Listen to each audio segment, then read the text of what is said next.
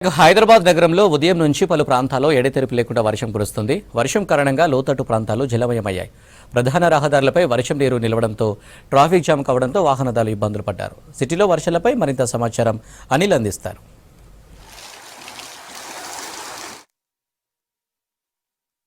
బంగాళాఖాతంలో ఏర్పడిన అల్పపీడనం వల్ల రాష్ట్ర వ్యాప్తంగా భారీ వర్షాలు కురుస్తున్నాయి.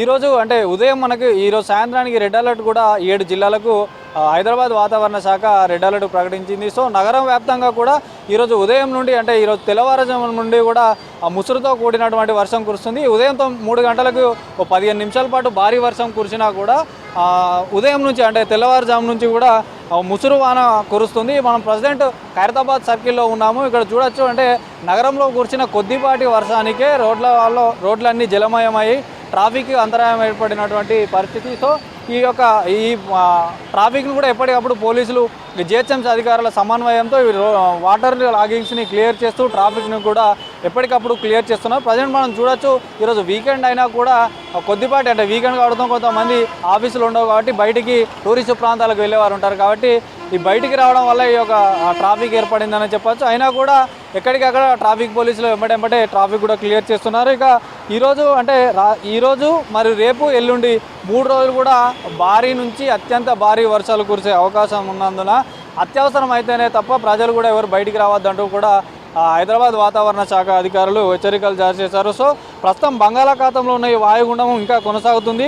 రేపు తెల్లవారుజామున ఇది తీరము కళింగపట్నం ఏపీలో ఉన్నటువంటి కళింగపట్నం, ఆ తర్వాత విశాఖపట్నం, గోపాలపూర్ యొక్క తీర ప్రాంతాల్లో ఈ బలహీనపడిన ఈ అల్పపీడనం తీరం దాటే అవకాశం ఉంది. సో దీని యొక్క ప్రభావం తెలంగాణలోని నల్గొండ, నాగర్ కర్నూలు, వనపర్తి, జోగులాంబ, గద్వాల, నారాయణపేట ఈ జిల్లాలతో పాటు ఈ జిల్లాలో అత్యంత భారీ వర్షాలు కురిసే అవకాశం ఉంది. ఆ తర్వాత ఈ జయశంకర్ భూపాలపల్లి జిల్లా, ములుగు, భద్రాద్రి కొత్తగూడెం, ఖమ్మం, సూర్యాపేట జిల్లాలో భారీ వర్షాలు కురిసే అవకాశం ఉంది. సో ఈ నేపథ్యంలో జిల్లా కలెక్టర్లతో కూడా సెక్రటరియట్లో ఈరోజు సిఎస్ శాంతికుమారి వీడియో కాన్ఫరెన్స్ నిర్వహించారు.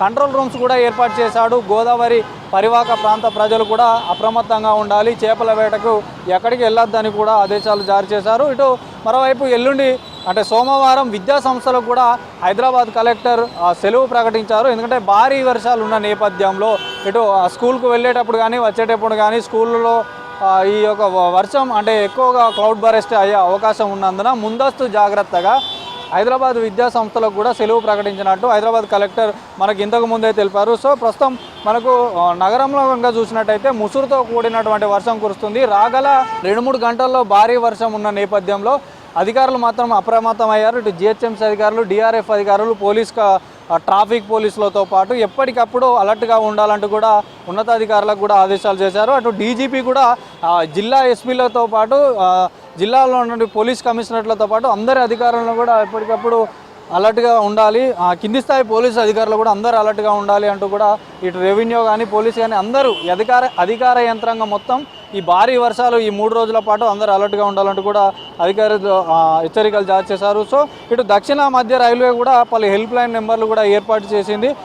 సో మొత్తానికైతే నగర వ్యాప్తంగా మరో 2-3 గంటల్లో ఈ రాత్రికి మాత్రం అందరూ అలర్ట్గా ఉండాలి, లోతట్టు ప్రాంత ప్రజలు కూడా అప్రమత్తంగా ఉండాలంటూ కూడా అధికారులు హెచ్చరికలు జారీ చేశారు. ప్రజెంట్ మాత్రం నగరంలోని ఖైరతాబాద్ సర్కిల్లో ఉన్నాము. ట్రాఫిక్ మాత్రం కొంచెం స్లో మూమెంట్ ఉన్నది. ఎందుకంటే ముసురు పడుతున్నా కూడా రోడ్ల మీదకి వర్షం నీళ్ళు నిలవడంతో కొంత మేరకు ట్రాఫిక్ మాత్రం కొంచెం స్లో మూమెంట్ ఉందని చెప్పొచ్చు. వీడియో జర్నలిస్ట్ అశోక్తో అనిల్, V6 న్యూస్, ఖైరతాబాద్ నుండి.